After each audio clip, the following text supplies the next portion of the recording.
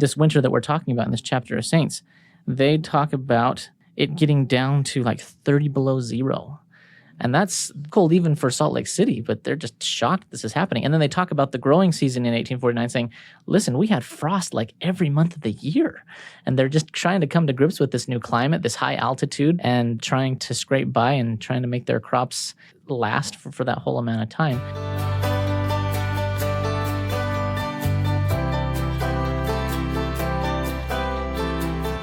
Welcome to the Saints Podcast. I'm Ben Godfrey. And I'm Shaylin Back. Thank you so much for joining us today. Today we're going to be discussing Chapter 8 of Saints Volume 2, This Time of Scarcity. And today we have joining us an editor with the Saints Project, Nathan Waite. Welcome, Nate. Thanks. It's good to be here. Nate, maybe you could start off just telling our listeners just a teeny bit about you and your role in the Saints Project. Sure. So I've been an editor in the church history department for almost 12 years. I started on the Joseph Smith Papers Project and still work on that. And then a few years ago, I got invited to help out on the Saints Project, which has been a wonderful change of pace and really enjoy working on both of those. Nate is also an author and an editor of other books. You've done some work with Zion's Canyon. Mm-hmm. You've done some work with the Epistles of the First Presidency, which is going to be helpful for our episode today. And we're looking forward to talking with you about that. So in Chapter 8 of Saints Volume 2, we have one of our favorite characters, at least Shaylin and I are favorite characters. Yes. Addison and Louisa Pratt, and they're about to have a wonderful reunion. Can you tell us a little bit about what that was like and maybe help our listeners remember that part of the story? Yeah, you bet. And I have kind of a personal story about this story too, because as I was working on Volume 1, we had this, you might remember, we left the Pratt family on the docks in Nauvoo, and Addison was leaving to go to the islands. And I call her Louisa. I've heard that. I don't know exactly how to pronounce it, but I'll probably say Louisa because that's what I've heard. But so when I heard this story, I thought, oh man, I want to find out what happens. So I went into Addison Pratt's diary, which has been published, and said, well, what's the reunion like several years later? And it is a tender reunion, but I think there's also some bittersweetness to it. And for me, it was a reminder that being a Latter-day Saint doesn't mean it's always... everything's not always perfect. Moments that you may be looking forward to, there might be a little bit of disappointment too. So I think this story is like that. You've got this wonderful reunion. You have to imagine they've been anticipating it for years, and then it comes. And Addison writes in his journal a little bit about how surprised he was to see his wife. And she's had some hardships. She's crossed the plains on her own. She's been malnourished, and her teeth have fallen out. And it's really sad. We were talking about that before we started recording. You have to imagine she must be feeling super self-conscious about the whole situation. And like he doesn't recognize her voice. Mm-hmm. It's tough. But in that, mixed in is this joy of this family being reunited. And then there's also the complication. He's been gone for 5 years? And the younger kids especially don't recognize him, and they're kind of weirded out by him at first. And he has to kind of win back their trust. And the way he does that is with gifts. I can relate a little bit with that. Every once in a while, I'll have to travel somewhere for work, and I get home and my kids are just as excited to find out what I brought them as they are to see me. And in this case, his little daughter, who's now, I think, 8 years old, Anne, she is not at all warm to him because she hasn't had a dad in her life for all these years because of the sacrifice that they all made for the kingdom of God. So he starts laying out seashells and candies that he's brought back from the islands. And then she's kind of won over and realizes, okay, I can be okay with this. And then they start to build their lives again together. Well, and you mentioned that they were building the kingdom of God. I actually loved something that Louisa said. She said nothing short of the building of the kingdom of God could justify such a long separation because, like we've talked about, so much had changed in their family that they didn't even recognize each other. And then not only did their family change, but there were a lot of changes in the church that Addison, coming for the first time to the Salt Lake Valley. I mean, let's talk about some of those changes. What's he experiencing? You've got a lot of new members. The church has been infused with a lot of members from Europe. And of course, we have the new practice of plural marriage is the big one that he himself isn't practicing, but he sees a lot around in the church, and he has to kind of wrap his head around that. And so the church is in a totally different place, has a totally different makeup, and they have these new practices and doctrines that he's not familiar with, and he's got to come to grips with those. And it's interesting, as we continue on in future chapters, we're going to read a lot more about the Pratts and how their life takes unexpected turns and the heartaches and the joys that they experience as Latter-day Saints. And I love their story because it's not this cut and dry, everything's great sort of story. They have hardships and they have to work things out. I love that is part of Saints is these complicated and true to life stories. that might be a good point for us to talk about the valley, as they're here in the valley. And during these very first few years, if I'm remembering correctly, it tells us in the chapter there's something like 4,000 saints who have settled here now. A lot of them are living in wagons. They have tents. We have a story in the chapter about a tent burning down.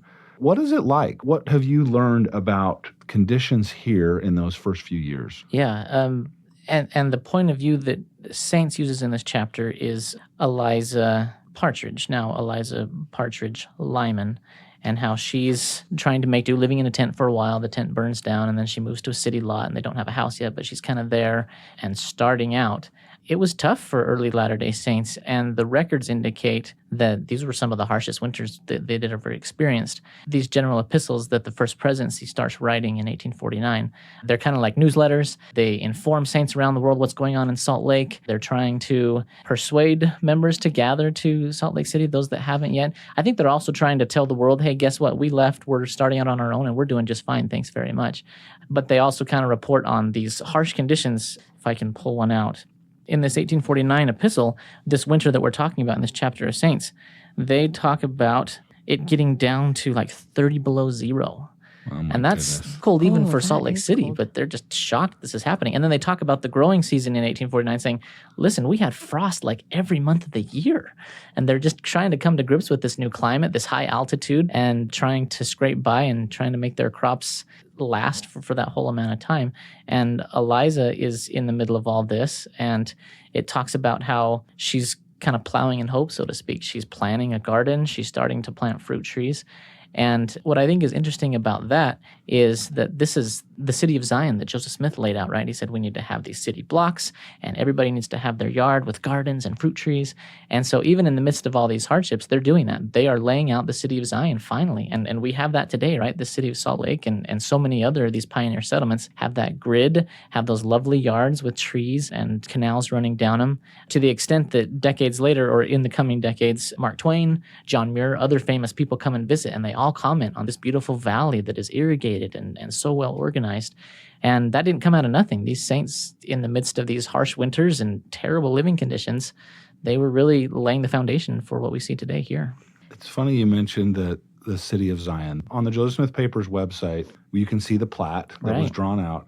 And what's amazing to me is if you look at that and then you think about cities all across the state of Utah, along in the Intermountain West, all the way to Colonial Juarez and Cardston in Canada, it's the grid.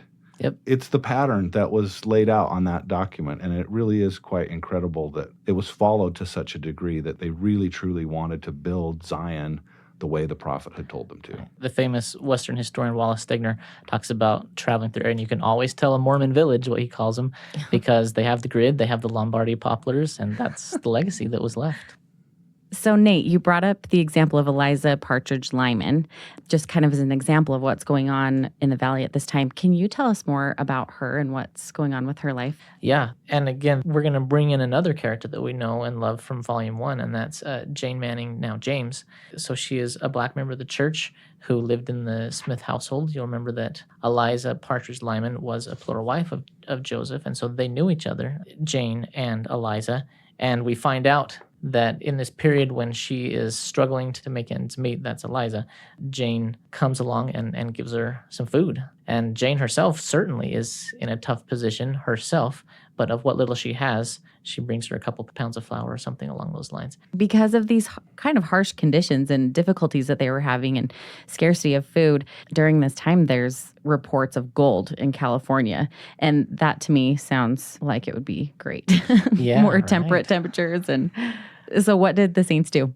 It's ironic in a way that the saints left the United States to come to what was then Mexico to get away from everybody. And within a couple of years, everybody's coming back to them because of this gold rush. And there are certainly saints that are interested in going out there, I think for the temperate climates, like you say, and also for the possibility of getting rich. But Brigham Young's not really interested in that at all. He's interested in sending missionaries to see if they can help the church financially and also use that as opportunities to further the church's goals. But he's really worried that if the saints head out there, they're going to make riches and that sort of thing their focus instead of making building Zion their focus. And so he's really wary of saints going out there, and he warns them against them. He says, let's stay here. Let's build this place.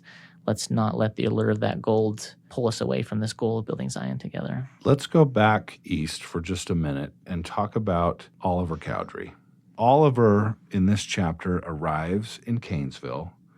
And can you just remind us what's happening with Oliver, who has been disaffected and has been out of the church for a while, but what's going on that's brought him back to Canesville? That's a really good question. And we have some insights into that he has, in the last 10 years of his life, he's kind of checked out the various other movements that have started through the Restoration, through David Whitmer and other people, and he's come to the determination that for him, they don't have the authority that he himself experienced, right? It was him and Joseph there on the banks of the Susquehanna River that received that authority. So he has a testimony of that, and certainly he had some rocky times later. Again, kind of this bittersweet element. He and Joseph never were reconciled, right? The last kind of exchange of letters they have in 1838, they basically say, yeah, we used to be really good friends, but that's over now. We're done. And it's too late for him to reconcile with Joseph, unfortunately, but he has come to this determination that his place is with the saints that are going west. And so he reunites with them here and humbly puts himself forth and says, hey, I used to be a big deal in the church, but I realize that's past, and now I just want to be an everyday member. I want to be rebaptized if you'll have me. Let's listen to a quote here from the book that describes that scene. Orson Hyde put the decision to a vote. It is moved, he said, that Brother Oliver be received by baptism and that all old things be forgotten. The men voted unanimously in Oliver's favor. 1 week later, Orson baptized him, welcoming him back to the gospel fold. I love the fact that Oliver returns. And later in the book, we're going to have another reunion with another one of the witnesses, Martin Harris. But in this part of the book, Oliver gives a wonderful testimony, and he reminds them, kind of paraphrasing, but he reminds them, I wrote it. I wrote the Book of Mormon as it came from Joseph's lips, almost every single page. And he is true to that testimony of the things that he saw. And he's telling them, I was there. And it kind of amazes me that here's this man who he, along with Joseph, was the first baptized. They received the priesthood from John the Baptist, and Peter, James, and John. And he's coming back really rather humbly and saying, can you rebaptize me with the authority that I was there when it was restored? Yeah, that is quite a scene. And what I also like about it is, I mean, there is some serious backstory here. There are some serious grievances on both sides. Yeah. And it takes Oliver humbly submitting himself and saying, will you rebaptize me? And it takes the church saying, okay, we're willing to let bygones be bygones. I love how it says we're going to let old things pass away and they're just going to start again fresh. It takes humility and reconciliation on both sides to move forward when you've had past negative experiences. Yeah, it's quite an example for us individually, but, as a church too. Mm-hmm. It's just neat because it really is never too late for people to come back if they want to. There's other people there to support you. And I love Oliver too. I'm so glad that he comes back, and his testimony is so powerful at the end. He just said, if you will walk by its light and obey its precepts, you will be saved in the everlasting kingdom of God. And it's really powerful because he's been away. And so he kind of has had time to ponder that, I think, and really what that means, and then come back and be ready to jump back in and live that. Yeah. So coming west again here in the territory, you mentioned earlier about the conditions that had been there. What about government? You can remind us, I know you worked on the Council of 50 volume with the Joseph Smith Papers. Can you remind us, what's the Council of 50, and then what was their role governing here in what became Utah territory? Yeah, so the Council of 50 was established back in Nauvoo by Joseph Smith, and it was basically, this is the group of people that will govern the kingdom of God. When the day comes that Christ is here and the kingdom of God becomes the government on the earth, these are the folks that are going to help out with that. And so this is kind of the political or the governmental organization, apart from the ecclesiastical organization you have with the Quorum of the 12 and the Quorum of the 70. That is a church role, and this is seen as a more governmental role. And so when they come to Utah and they're trying to establish a government, it makes sense that Brigham Young reestablished this group to govern and to help make decisions. And so their big push here, now that the United States has moved west and Utah's, or what became Utah, is now part of the United States again, is they want to become a territory. So they put forth a proposal to become the territory of Deseret. And if you've ever seen a map of it, it's huge. I mean, it's huge. It's all of Utah, all of Nevada, most of Arizona, and parts of California. New Mexico, Colorado, Wyoming, Idaho, and even a little bit of Oregon. It's just this Wow. massive area that they're saying, hey, let's make this desert. And it'll be the next year in 1850 that they do get a territory desert, but it's much smaller than that. It's still bigger than Utah is. It includes a lot of Nevada, but they really had great ambitions for the we could have had West. a port. I mean, that's the territory of Deseret. We could have That's had right. a port. Could have had beaches. Well, and that was the idea, to have a port to help facilitate people coming to gather. Right. But with becoming a territory, there is a risk, as the chapter points out. Unlike a state where you elect your own governor and that sort of thing, the territory, it's all appointed by the president. And so if you get folks who are not friendly to the Latter-day Saints, and this is going to bear out in future chapters, we're going to have trouble with the government again. Yeah, this is kind of a cloud on the horizon. We've got some difficult times ahead because of federal appointees, judges, and others that come to Utah and are not particularly friendly or interested in learning about the Saints. It's going to get a little difficult as we move forward. And one other sign of clouds on the horizon that we start to get in this chapter is relations with the Native Americans in the area. I was reading recently an article that Elder Marlon Jensen wrote. It was a talk he gave about Pioneer Day, and he pointed out, there's another side to Pioneer Day, which is this was not an unpopulated wilderness when the Saints came. These were established areas and territory of Indians, and especially the Utes. And we start to see some of the conflict as there's scarcity. You've got 49ers coming across, and they're using the same grass that everybody else needs. And you've got the Latter-day Saints that are starting to use the same resources that these Indian tribes in the area are using. And we start to see these conflicts as the Indians try to figure out, how do we survive in this with a lot more competition for these resources. We start to see some skirmishes here. We start to see Brigham Young develop a policy that's famously called the feed 'em instead of fight 'em, or that sort of thing. And we learn more about that, the relationships between Latter-day Saints and the Indians. We've got some really good episodes coming up where we're going to talk with different folks in church history and representatives of the Native American community that talk about some of those experiences. So I just encourage our listeners to keep listening to future episodes, because we're going to learn a lot more about that, about the experiences of Native peoples here in the Intermountain West when the pioneers came.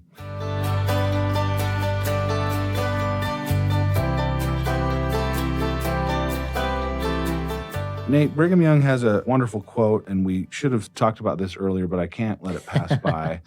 It's one of my favorites. Even amongst these difficulties, this is what he says his worst fear is. The worst fear that I have about this people, he said, is that they will get rich in this country, forget God and his people, wax fat, and kick themselves out of the church and go to hell. What do you think about that? That's classic Brigham right there, right? Doesn't mince words. I think elsewhere he talks about, the Saints have been able to bear all these hardships and persecution, but I don't know if they'll be able to bear prosperity. I think we can relate a lot more to prosperity now than these times of hardship. And so the question is, can we rise to Brigham's challenge and continue to stay faithful and to build Zion even in the midst of prosperity and instead of scarcity? Well, and it is a valid fear. I mean, we read about it in the Book of Mormon that when people prosper, they start getting prideful, right? And then that's when they forget God. They really do. And so that is just a valid fear. But it's amazing because he gave these promised blessings too. He said, if you will stay and not go, to California, like we've talked about before, he said, God has shown me this is the spot to locate his people, and he will temper the elements for the good of his saints. He will rebuke the frost and the sterility of the soil, and the land shall become fruitful. And so I just try and put myself in their position and how they're coming out of these harsh winters and hard conditions. And that's probably a difficult vision to catch and to see, but we've seen it now. Like, Brigham, you're worried about prosperity right now? Really? Right. Yeah, that'd be hard. So we started our episode today talking about Addison and Louisa Pratt. We talked about a lot of things have changed. One of the things that has changed is Addison was not in Nauvoo, and so he didn't have an opportunity to participate in the temple endowment. Is that right? That's right. Yeah, this was new to him. So how are they going to take care of this when there's no temple here? In the future, in the book and in future episodes, we'll talk about the endowment house that's built. Which was kind of like a temporary quick fix, right? To have a place to right, but we're talking temple about even ordinances. Before they have right. that solution. So what do they do, Nate? They go to the tops of the mountains. In this case, they go up to Ensign Peak, and that is this landmark. If you've been to Salt Lake City on the north, you can see this knoll that stands out to the north of downtown Salt Lake. And they all hike up there, which is, it's a tough hike even now. And so they would go up there and they'd perform the endowment ceremony, which is pretty cool. It's cool to me to think about, and I'd be interested in you guys' insights too, but to me, the tops of mountains have always been holy places back from the Old Testament times. Right. And I think that's because it's away from people. And maybe I think part of it's because it takes work to get there and it takes a little bit of sacrifice of your body to get to this remote place, a natural place, or more natural place where I think God's presence can be felt more. Of the places that the endowment has been performed, the ceremonies have been performed, what places have those been? So we have the Nauvoo Temple. We have, of course, the current temples. This was new to me. It happened on Ensign Peak. We have the endowment house, a temporary place. Are there other places where we know the endowment was given prior to temples being completed?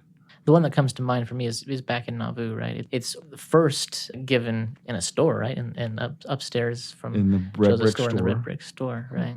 Were there any other buildings in Salt Lake? I'm trying to remember. It seems like to me maybe the social hall or something before. Maybe the council house, was that? Yeah. That might have been another place that it was performed. But yeah, I like that although the Lord requires temples as a place of worship, a place to reveal his ordinances, he's also merciful. And in the meantime, he says, hey, you need these blessings. Let's allow you to do it in these other places. So Addison hadn't received his endowment because he'd been away. But another reason that it was an urgent need is because he and actually his family, they were called to go back to the Pacific Islands. And so I just think that's so cool, thinking that your family is going to go on a mission together. And I feel like they were probably excited about this prospect. Tell me, is that something that was common to have families go on missions together? Or tell me about that situation. Yeah. In other parts of this volume of Saints, there are several families and couples that go out. And so that's wonderful to think about the long heritage of sister missionaries. Even before the formal calling of sister missionaries later on, we have entire families and we have husbands and wives going together and preaching the gospel. In this case, again, the Pratts are such a wonderful, complex story. It's not going to turn out the way they expect. And your heart just goes out to them. Oh, you've got to feel bad for Louisa. She's planning on this. It's exciting. Right. She's going to spend time with her husband who's been gone for all this time. And then the First Presidency or Brigham Young comes to them and says, it's just too dangerous. Yep. You better stay home. And she has to, again, reconcile herself with this setback, with this new sacrifice that living the gospel requires of her. Let's listen to a little quote here from the book that kind of talks about this experience. Louisa felt like heaven and earth had turned against her. She and Addison hardly spoke to each other. When alone, she prayed, freely venting her grief and pain to God. "Will my sufferings never come to an end?" she groaned. The day Addison left the valley, Louisa and Ellen rode with them to his campsite and stayed the night. In the morning, he blessed them, and they said goodbye. Although she had been dreading the farewell for weeks, Louisa felt comforted as she rode back to the fort, her heart much lighter than it had been for some time. That'd be so difficult because you already got your husband back, and to think about, okay, now we can work together as a family and make decisions as a family and, build our homes and livelihood as a family, and then he leaves. And that quote that you shared before, Shaylin, I think it sums it up. There's nothing else would have convinced me to make these sacrifices except building the kingdom of God. And if you're going to sit them down here, I would think and hope they'd say it was worth it. What we did, it was hard, but it's not for you to say where it was too much or not, because it was our story. Thank you so much, Nate, for joining us today. We appreciate your insights. We'd invite our listeners, as always, you can reach out to us with questions or comments by emailing saintspodcast@churchofjesuschrist.org. And you can read the latest chapters, watch the videos, connect to the church history topics at saints.churchofjesuschrist.org. I'm Ben Godfrey. And I'm Shaylin Back. Thanks again for listening.